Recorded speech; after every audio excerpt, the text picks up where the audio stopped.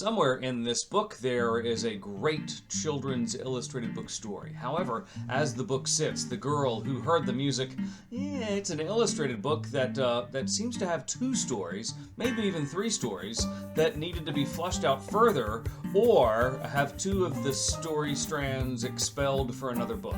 How one pianist and 85,000 bottles and cans brought new hope to an island.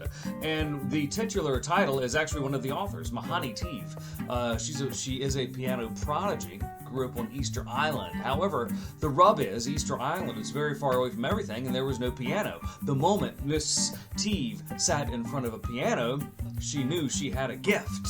Unfortunately, the piano teacher's visa was about to expire. So Miss Teeve wrote to a world-renowned pianist and said, "Hey, come here please to Easter Island and let me play for you." And this pianist did, and he was like, "Dude, you got to get out of here and go someplace where you have more chances to play." So she did. And this in and of itself would be a nice story. But you see, it's kind of long-winded, and that's not just necessarily exclusive the way I'm talking, because what happens when Miss Teeve comes back after she's conquered the piano world, she realizes that Easter Island has a big trash problem, and a lot of these bottles and cans are collecting on the shores. So she says, "Hey, let's do something with this. I don't like it." Fair enough, who would? So she builds a school, she and some other folks on the island, they build a school out of this trash, out of these cans, 85,000 cans. It's a school for art and music. So I'm confused, concerned, whatever, as to what the conflict in the book is. Is the conflict, is the story, is the thrust about Miss Teeve's success and her pianist prodigy and the way she did that? Or is it an eco book about solving Easter Island's trash problem? Or is it about the creation of a school using 85,000 bottles and cans that wash up around Easter Island?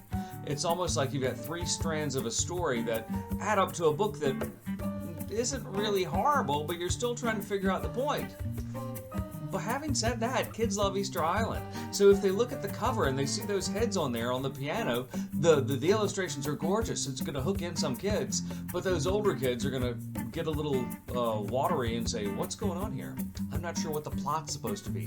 Am I supposed to care about the pianist and her quest for grand piano mastery? Or do I care about the garbage on this island? Or do I care about this school?"